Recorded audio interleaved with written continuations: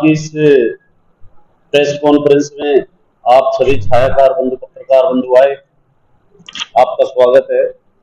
ये press conference Bharatiya Janata party OBC मोर्चा गुरुग्राम की तरफ से आपको आमंत्रित किया गया और यह प्रेस कॉन्फ्रेंस इसलिए रखी गई क्योंकि कल माननीय हाई कोर्ट कलकत्ता ने जो ओबीसी का आरक्षण ममता दीदी ने अपने प्यारों को दे रखा था, उसके निरस्त करते हुए उस आरक्षण को कैंसिल कर दिया। उस विषय पर आपके लिए आपको यहाँ आमंत्रित किया गया। ये प्रेस कॉन्फ्रेंस इसलिए बुलाई। कैंसिल कैसे कर दिया गया था? देखो, उसमें 2010 में जब वामपंथी सरकार थी, उस समय इन्होंने उस आरक्षण को, जो ओबीसी का आरक्षण था, उसको एक समुदाय विशेष को की 65 जातियों को शामिल करके दे दिया था। उसमें से हमारी जो ओबीसी समाज की 6 जातियों को भी बंगाल में शामिल किया गया और उस पर जो ओबीसी का एक बहुत बड़ा वर्ग है जो पूरे देश में है, उसका जो हक है उसको हड़पने का काम एक समुदाय विशेष को दिया गया। ये सब राजनीतिक स्टंट था और उसको कल माननीय हाई कोर्ट ने कैंसिल कर दिया। और उसके बाद ममता दीदी ये कहती हैं कि भाई ये तो ना सरकार के कहने से हाई कोर्ट ने कैंसिल किया है, क्योंकि जो संवैधानिक संस्थाएं हैं उन पर भी ये लोग ऐसा लांछन लगा रहे हैं। तो क्या वो हाई कोर्ट के भी फैसले को नहीं मानती?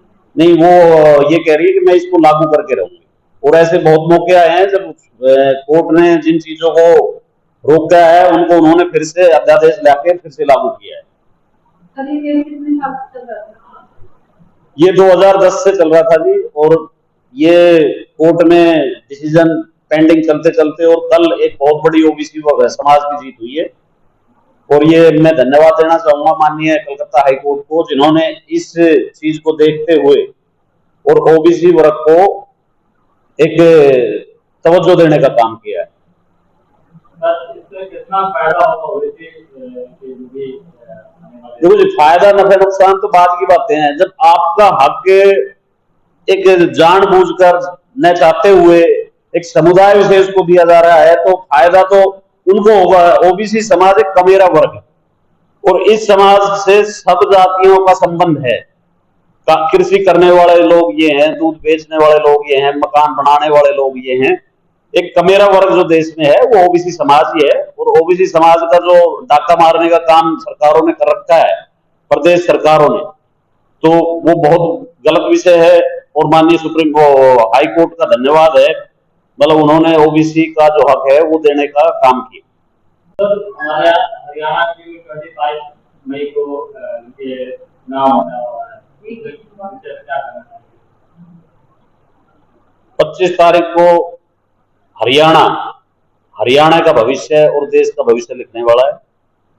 और ओबीसी समाज इस चुनाव में बढ़ चढ़कर एक उत्सव के तौर पर इस चुनाव को ले रहा है। और हम हरियाणा में 52% हैं, सारे के सारे 52% भारतीय जनता पार्टी के साथ हैं। और इस चुनाव को उत्सव के तौर पर 10 की 10 सीटें माननीय प्रधानमंत्री नरेंद्र मोदी जी की झोली में डालने का काम करेंगे, क्योंकि उन्होंने ओबीसी वर्ग के लिए बहुत बड़ा काम किया है। ओबीसी आयोग का गठन किया था, ओबीसी के 27 मंत्री बनाए थे, ओबीसी के छात्रों को शिक्षा में, डॉक्टरी लाइन में, इनमें सब में उन्होंने आरक्षण देने का काम किया है। तो माननीय प्रधानमंत्री जी की जो झोली में 10 की 10 सीटें हरियाणा का ओबीसी समाज 25 तारीख को डालने का काम करेगा। और 4 तारीख को आप गिनती, जब काउंटिंग होगी, मतगणना होगी, तो आप देखेंगे कि हरियाणा की 10 की 10 सीटें भारतीय जनता पार्टी के झोली में जाने वाली। सर, यहाँ से राहुल किस तरह का लोग राविंदर जी बहुत वरिष्ठ नेता हैं और भारतीय जनता पार्टी में से वो चुनाव लड़ रहे हैं। और वो जहां भी जा रहे हैं, जन समूह एक बहुत भारी तादाद में उनके साथ इकट्ठा हो जाता है और उनको प्यार और दुलार जनता इस गुड़गांव लोकसभा की दे रही है। और वो भारी मतों से इस प्रदेश में सबसे बड़ी जीत तय करने वाले हैं। कई जगह लोगों ने चुनाव का बहिष्कार भी किया है, तो उससे क्या कहेंगे? देखो, चुनाव बहिष्कार नहीं करना चाहिए। मैं तो उनसे यही अपील करूंगा, ये 5 साल में आपको एक सरकार चुनने का मौका मिलता है। ठीक है, आपको पसंद नहीं है तो वोट जरूर करें देश में, और लोक हित में वोट करना चाहिए, बहिष्कार नहीं करना चाहिए।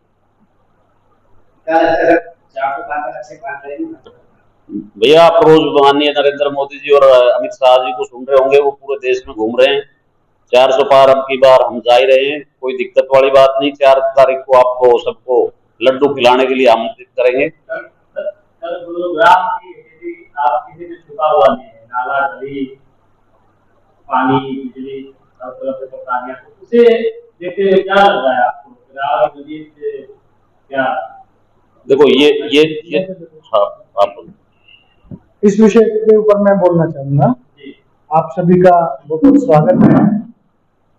जैसा कि विगत 30-35 वर्षों में गुरुग्राम एक महानगर के रूप में विकसित होकर के आपके सामने है, और महानगर के रूप में आने पे जनसंख्या का जो घनत्व है वो बहुत तीव्र गति से बढ़ा, क्योंकि यहाँ रोजगार की अपार संभावना है। देश प्रदेश और विदेशों से भी लोग यहाँ कार्य करने और अपना एक घर बनाने, आशियाना बनाने आते हैं। और जनसंख्या के हिसाब से आप अगर कैलकुलेशन करें कि गुड़गांव लोकसभा ही में लगभग 26 लाख मतदाता हो चुके हैं, तो जब आप जनसंख्या का आकलन करेंगे तो वो कहीं करोड़ों में जाके पहुंच रहा है। ऐसा आप कैलकुलेशन से गुना 3 करके भी देखेंगे तो आता है।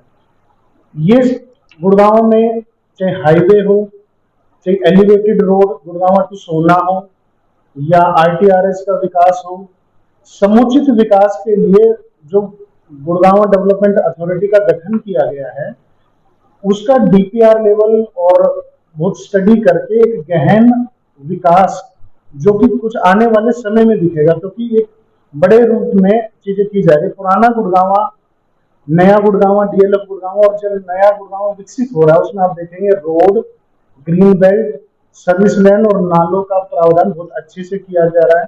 पुराने गुड़गांव में कुछ कमियां रही, पूर्व की सरकारों में रही हो या एक प्लानिंग के तहत एक कमी रही हो, लेकिन आने वाले वर्षों में आप देखेंगे जब ये समुचित विकास अपना आकार लेकर के सामने आएगा तो हर तरह की समस्याओं से हम निजात पाएंगे। गुरुग्राम लगभग 55% से अधिक रेवेन्यू प्रदेश को देता है और यहाँ का विकास होना चाहिए, ऐसी सब प्रदेशवासियों की भी आकांक्षाएं हैं, और जो यहाँ के निवासी हैं वो तो ये चाहेंगे। कहीं ना कहीं कमियां रहती है, किसी रूप में उनको दुरुस्त किया जाएगा। अलग अलग एजेंसियां हैं, आने वाले समय में हम सभी एजेंसियों को एक जगह ला करके और एक बड़ा विकास कर सकते हैं। नगर निगम का गठन हुआ, गुरुग्राम डेवलपमेंट अथॉरिटी का गठन उस समय से कार्य कर रही है। इन सभी को हम एक रूप में जब लेकर के आ जाएंगे तो सिंगल विंडो सर्विसेज के तहत अच्छी मॉनिटरिंग, अच्छा डेवलपमेंट और अच्छे लक्ष्य प्राप्त किए जा सकते हैं। एक चीज और भी है कि पिछले कुछ वर्षों में देखा गया है कि काफी सारी कंपनियां जो प्लान कर रही हैं, उस स्थिति में लोगों के रोजगार की गारंटी कैसे रहेगी? गुरुग्राम से कोई भी बड़ी कंपनी पलायन करके नहीं गई है, बल्कि मारुति का उद्योग जो गुड़गांव में था, शहर में छोटा पड़ने के बाद में वो मानेसर में बहुत बड़े रूप में आया, और उसके बाद में सोनीपत में, खरगोदा में बहुत बड़े लेवल पे प्लांट मारुति का लग चुका है। एक पॉलिसी के तहत, क्योंकि यहाँ से एक्सपोर्ट की कुछ टेक्निकल चीजें थी, तो एक यूनिट गुजरात में जरूर गई है जो कि केवल और केवल एक्सपोर्ट करेगी।